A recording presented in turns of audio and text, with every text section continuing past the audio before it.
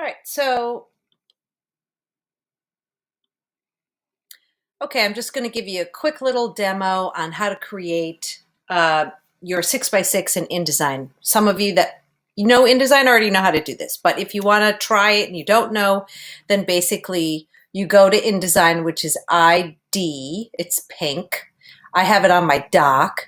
If you don't have it on your dock, you can go to the rocket ship in the lab, and let's see if we can find it here. Here it is, InDesign, right? So if I click on it, it's going to open, and we want to do create new.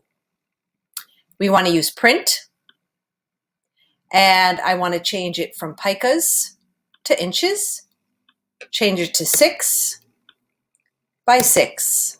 No facing pages, turn that off, and one page, you can add more later. You don't have to worry about the rest of them, and hit create. It comes in with a margin. If you want to get rid of the margin, I could have gotten rid of that right then and there at the beginning, but I can also go to layout, margins, get rid of the margins. This is the link button, it's on. So I'll just go to 0 and the margin is gone. It can be distracting. You could also put a grid on there or keep your margin. It's up to you. The next is to make a bounding box. So use your rectangle tool and then use Option on your keyboard. Option, click, and make it 6 by 6.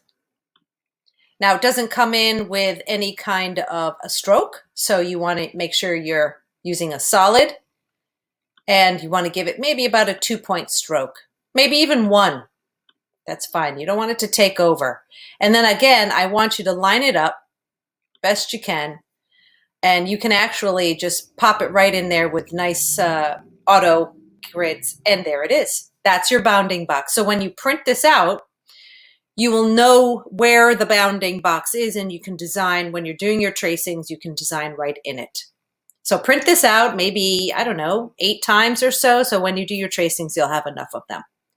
If you happen to not have a printer, you actually can use this and put some type on here. I'm going to actually show you layers. So that's layer 1. I'm going to lock it down because that has my bounding box on it. And I'm going to add a new layer.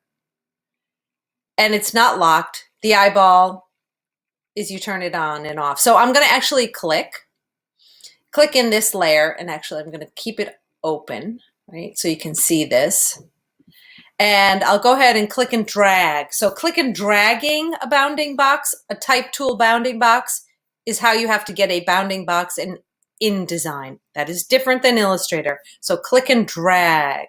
So if I want to use a G, and I'm going to actually make it really large to begin with.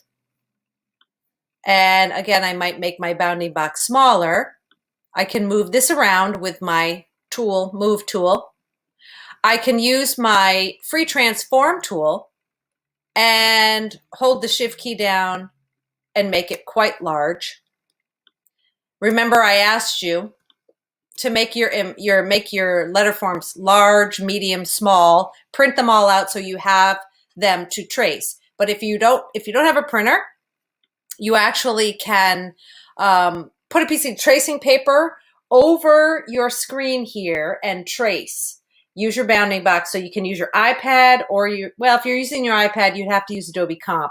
So this gets kind of tricky with the laptop or the desktop, but you can still do it if you don't have a printer.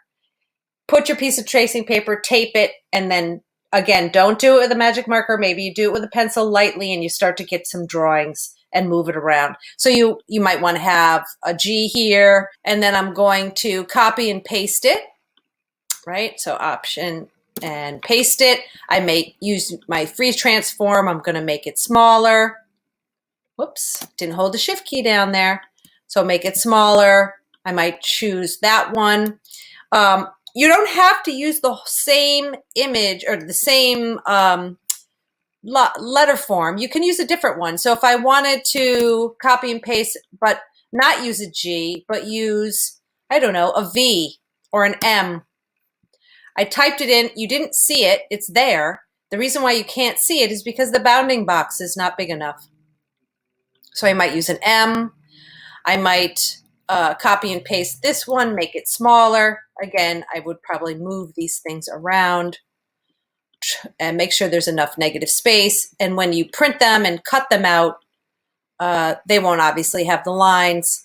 And I'm going to select it and I'm going to make it smaller. Maybe I'm going to make it 72, right? So you make some small ones, some big ones, so that you have different scaled items in InDesign to work with. So this is the first part when you have to do your sketches.